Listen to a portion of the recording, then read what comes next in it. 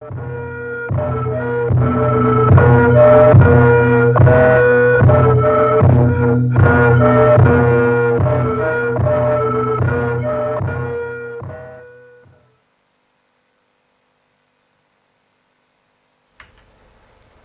India Radio Imphal medium wave meters athum somli point khat kilohertz zagyat somgyalani le FM megahertz zale thum point nga apan hongki pangkhia paite program ahi tuni into thakla khom simna le ngai khe tu ten phatna lan hontel khom te ngai na inei dingo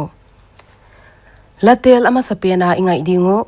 tui hinglui chila vungthan sang ina sak deya hontel tu Mimbung Mizoram apan city guite in COVID-19 hipi thwa khapek ma tele athwa khalo tengin lungsim ngai to na to pathian tui hing hicha dia ada izya ka hontel hi ingai dingo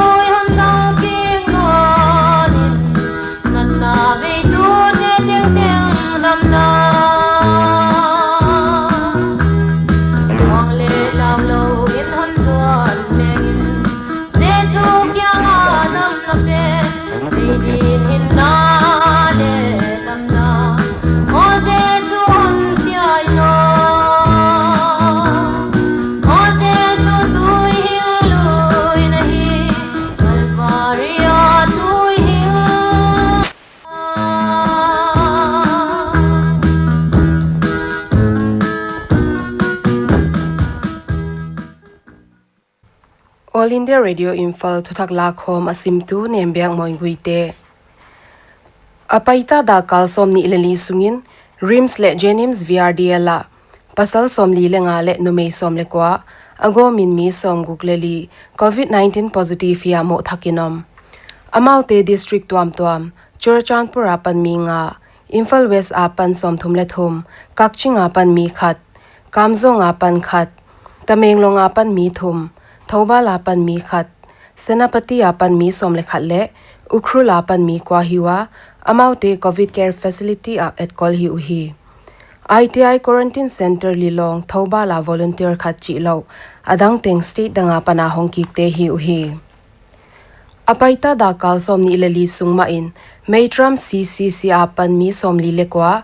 Imphal West apan mi somle gyat Senapati apan gyat Tamenglong apan mi kwa Ukhrul apan mi somlani le COVID care facility jenims apan mi ni te RT-PCR test tungtona COVID-19 apan dam siang chi thei khya ka hi to kitonin pot sakhita uhi tu in positive case sang khat zakhat sang le zasagi le somgugleli oma to tengla ka active case zaguk som thumle nga le damswa mi sang khat zakhat somni le kwa oma recovery rate % somgugleli tungta Manipur atuni in Council of Higher Secondary Education in Polsom lani exam result poangkhya pass percentage agomin somgyaleguk pha a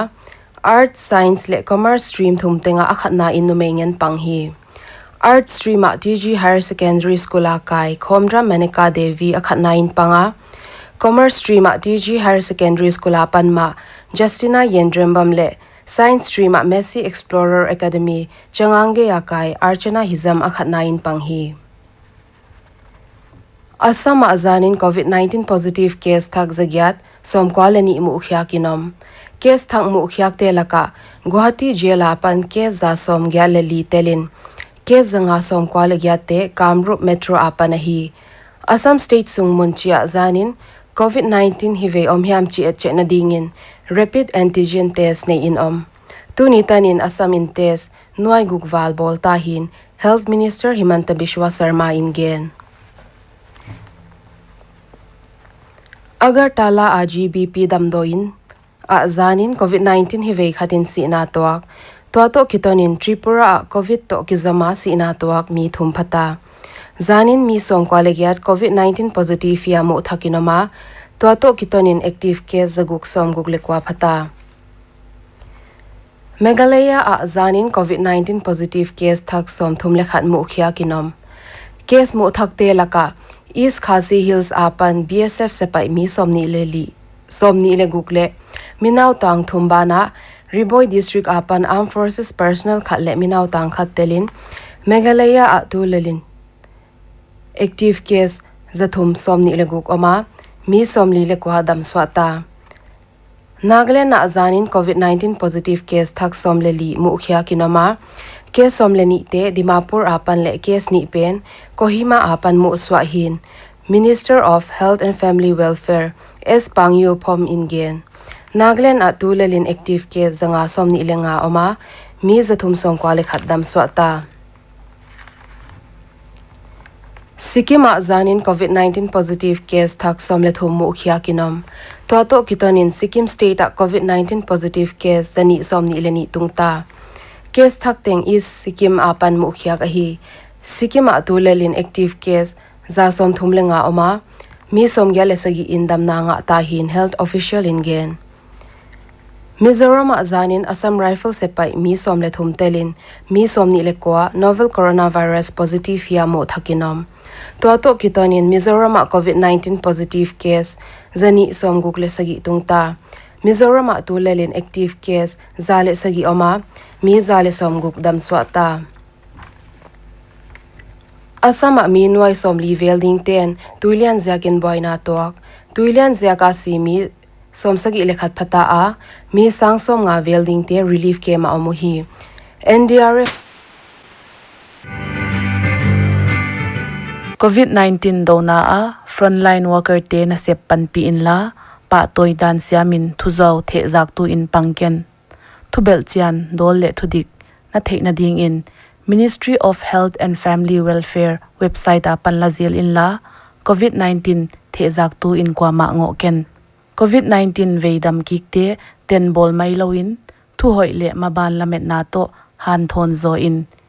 heinat na ve khale quarantine om khate min hi na veng min te pholak ding a hi ke thu swat tu Ministry of Health and Family Welfare Government of India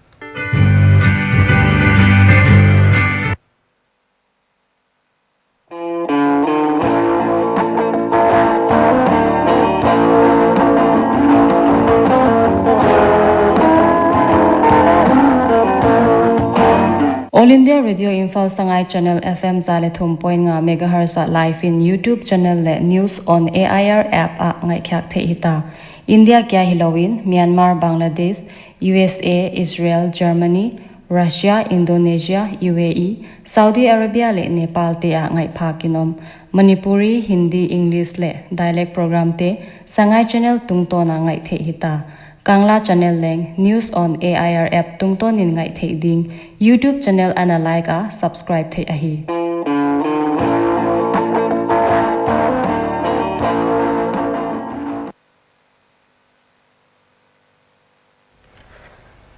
Latel abana ingai non dingo bangkim chila ti tun mang le alomina sak dea hontel tu te thwang tamapan lian no thang swan lian zapau pau biak lian thang boy thang pui ngai zanyang ning man ching song khan swan chin za ching gin zanyang kham khozam nyang khan nem kam khan son chin lian le man ngai vung tel tu dang te Manipur Bhawan Kolkata asem zam khallalin swang pe mun leizang phai than lon zo tung lamka le mun tuam tuama om alom te le tanaw lai na te ngai dia hon te la hi ngai dingo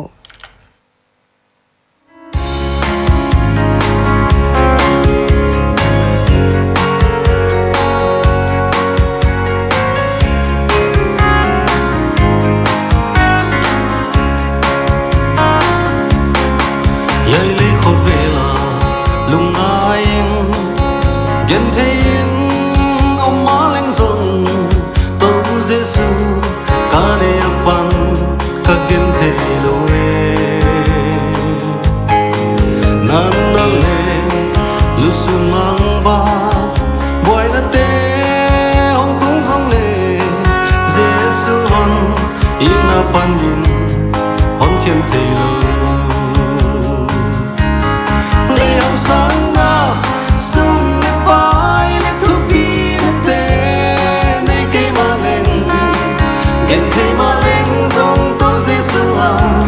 abukim tai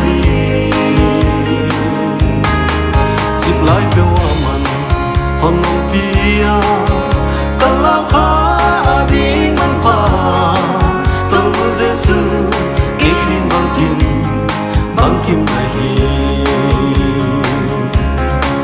quay pe wa in tiếng lên zong lao ding him mong na lu thil hi the na ve ni ipai zil ding amang hon non pi zil dinga lao ding him mong na lu so na tu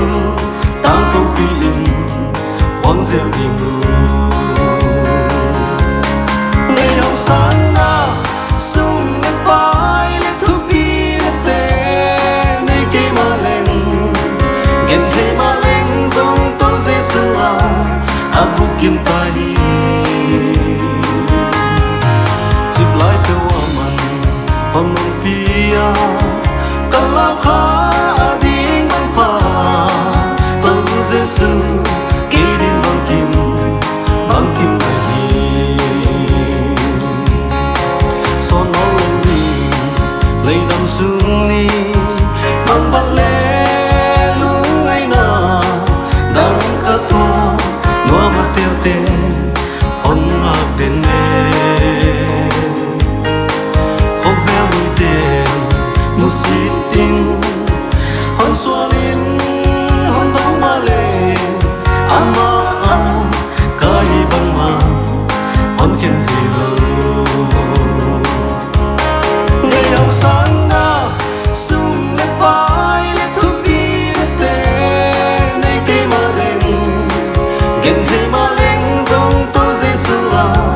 abukim tai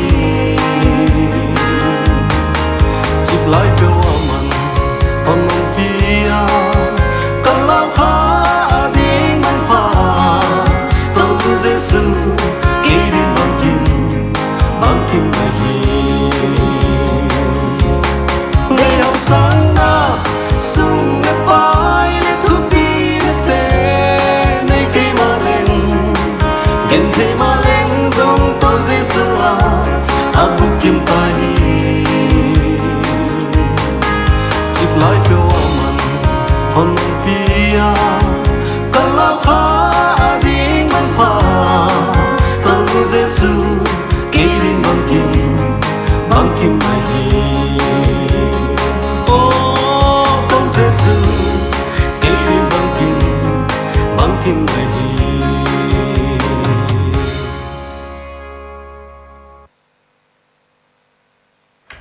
latel abana ingai non dingo alaya jesu chila nun hoina sak deya hontel tute tribal colony infala om nu hoi chingle in kwanten mun tuam tuama om asung kwante le lom te ngai dia hontel o hi ingai dingo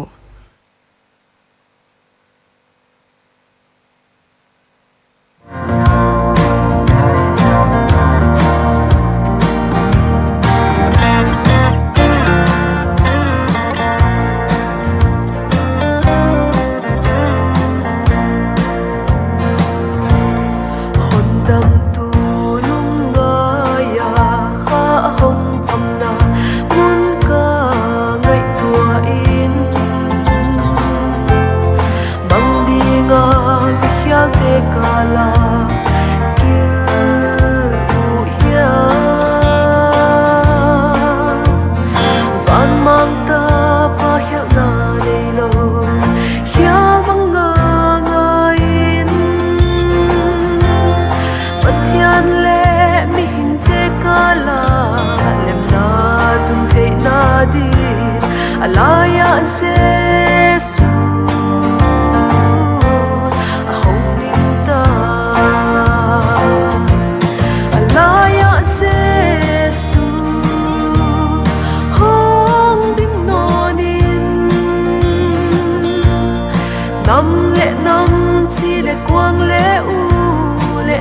kala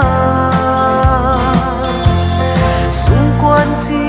le sap tuam chi a lem na tun na di alaya se su hong bin no ni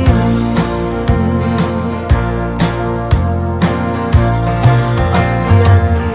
kan quang sunga dole gal kala sambang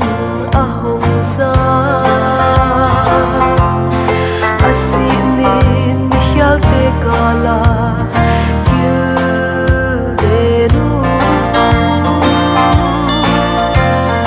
tang ton pa thian lim gel dan hi a thup pi nge e van le kho ve le asunga le ma le gen chi in alaya se su ahong ding ta alaya se su hong ding no nin nam le nam si le quang le u le nau kala sung quan chi le sap tuam chi a lem na tu na di alaya se su in no ni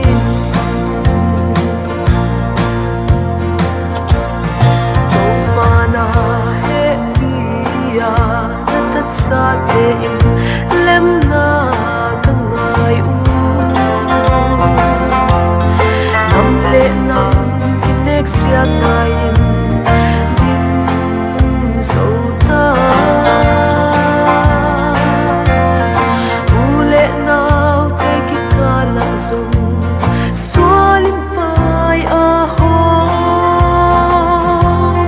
cross le ka mi hial te kala na ba